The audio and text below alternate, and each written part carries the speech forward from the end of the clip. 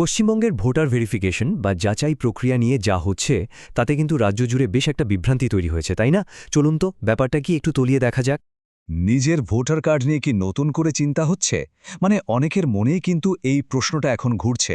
আর voter পরিচয়পত্রের status নিয়ে যে উদ্বেগটা তৈরি হয়েছে, আজকের আলোচনা মূলত সেই বিষয়টা নিয়েই। ব্যাপারটা হলো, ভোটারদের ওপর বলা যায় একটা ডাবল ধাক্কা এসেছে। দুটো বড়সড় আর একদম অপ্রত্যাশিত পরিবর্তন, যা রাজ্যের লাখ লাখ ভোটারকে প্রভাবিত করেছে। কি সেই দুটো পরিবর্তন? আসুন এক এক করে দেখি। তো প্রথম ধাক্কাটা কি? দেখুন, এতদিন ধরে বয়সের প্রমাণপত্র হিসাবে আমরা সবচেয়ে সহজে কোনটা ব্যবহার করতাম? মাধ্যমিকের অ্যাডমিট কার্ড, তাই তো? কিন্তু হঠাৎ করেই সেটাকে আর মানা হবে না বলে দেওয়া হয়েছে। ভাবুন একবার, এই সিদ্ধান্তটা এসেছে একেবারে দিল্লির নির্বাচন কমিশন থেকে 15ই জানুয়ারি 2026-এ। স্বাভাবিকভাবেই অনেকেই এতে বেশ অবাক হয়েছে। আর দ্বিতীয় ধাক্কা, সেটা হলো এই অমচং সংখ্যাটা 94 লক্ষ। হ্যাঁ, ঠিকই শুনছেন, ভেরিফিকেশন প্রক্রিয়ার সেকেন্ড ফেজে প্রায় 94 লক্ষ মানুষকে শুনানির জন্য নোটিশ পাঠানো হচ্ছে।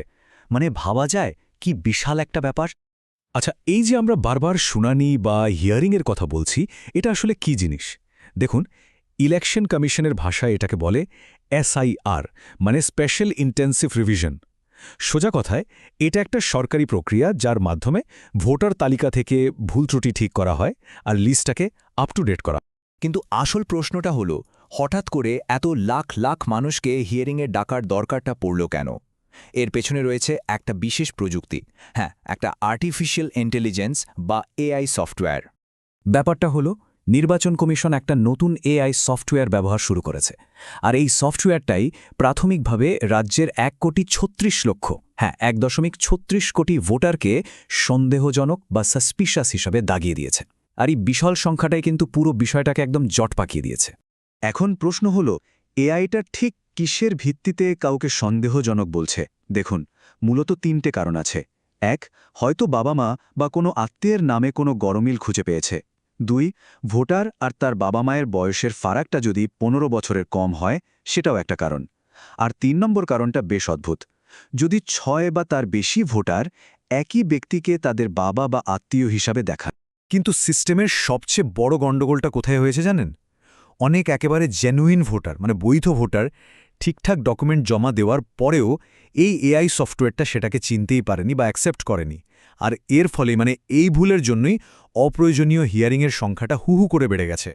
তো এই AI এর ভুলের ফলটা কি দাঁড়ালো? চলুন এবার দেখি পরিস্থিতিটা ঠিক কতটা গুরুত্বতর আর এর জেরে সাধারণ মানুষকে কতটা হয়রানির শিকার হতে হচ্ছে। এই যে চার্টটা দেখছেন, এটাতে পুরো ছবিটা একদম পরিষ্কার। মোট যে 1,36 লক্ষ ভোটারকে সন্দেহজনক বলা হয়েছিল, তার মধ্যে প্রায় 42 লক্ষ মানুষ ডকুমেন্ট জমা দিয়ে ক্লিয়ারেন্স পেয়ে গেছেন, তাদের সমস্যা মিটেছে। কিন্তু এখনও প্রায় 94 লক্ষ মানুষের শুনানি বাকি। ভাবুন একবার, কি বিশাল একটা কাজ বাকি পড়ে আছে। আর একটা জিনিস খেয়াল করার মতো, এই ভেরিফিকেশনের চাপটা কিন্তু সব জেলায় সমান নয়। বিশেষ করে বর্ডার লাগোয়া জেলাগুলোতে এর প্রভাব অনেক বেশি। যেমন ধরুন, শুধু উত্তর 24 পরগনাতেই প্রায় 17 লক্ষ মানুষকে নোটিশ পাঠানো হয়েছে। আবার দক্ষিণ 24 পরগনা বা মুর্শিদাবাদের মতো জেলাগুলোতেও সংখ্যাটা 6 লক্ষের বেশি। আর দেখুন, শুধু সাধারণ মানুষই নয়, যারা মাঠে ঘাটে কাজ করছেন, বুথ লেভেল অফিসার বা BLOরা, তারাও কিন্তু এই সিস্টেমে তিতিবিরক্ত। তাদের কথা হলো, তারা ভোটারদের থেকে সঠিক ডকুমেন্ট নিয়ে আপলোড করে দিচ্ছেন, কিন্তু তারপরেও সিস্টেম থেকে অটোমেটিক্যালি হিয়ারিংয়ের নোটিশ চলে আসছে। এতে সাধারণ মানুষের হয়রানি তো বাড়ছেই, সঙ্গে তাদের কাজের চাপও বেড়ে যাচ্ছে। তাহলে এখন সবচেয়ে জরুরি প্রশ্নটা হলো, যাদের কাছে নোটিশ এসেছে বা যারা এই পুরো ব্যাপারটা নিয়ে চিন্তায় আছেন, তাদের এখন ঠিক কি করা উচিত? চলুন এবার সেই বিষয়টা একটু পরিষ্কার করে জেনে নেওয়া যাক। দেখুন, যাদেরকে হিয়ারিংয়ের জন্য ডাকা হয়েছে, তাদের জন্য কাজটা কিন্তু খুব সহজ। প্রথমত, যে তারিখে ডাকা হয়েছে সেই তারিখে যেতে হবে। দ্বিতীয়ত, নিজের বৈধ পরিচয়পত্র ভ্যালিড ID প্রুফ সাথে নিয়ে যেতে হবে। আর হ্যাঁ, যারা রাজ্যের বাইরে থাকেন বা কোনো কারণে যেতে পারবেন না, তাদের জন্য কিছু বিশেষ ব্যবস্থার কথা ভাবা হচ্ছে। এই বিশেষ ব্যবস্থাগুলো কীরকম হতে পারে? যেমন ধরুন, যারা পরিযায়ী শ্রমিক বা পড়াশোনা বা কাজের জন্য রাজ্যের বাইরে থাকেন, তাদের হয়ে হয়তো পরিবারের অন্য কেউ ডকুমেন্ট নিয়ে গেলেই হবে।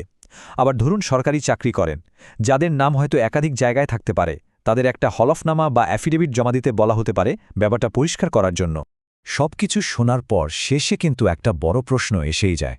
একটা এত গুরুত্বপূর্ণ নাগরিক প্রক্রিয়াকে আরও সহজ আর নির্ভুল করার জন্য যে প্রযুক্তি আনা হলো, সেটা কি শেষ পর্যন্ত মানুষের হয়রানি কমানোর বদলে আরও বাড়িয়ে দিল?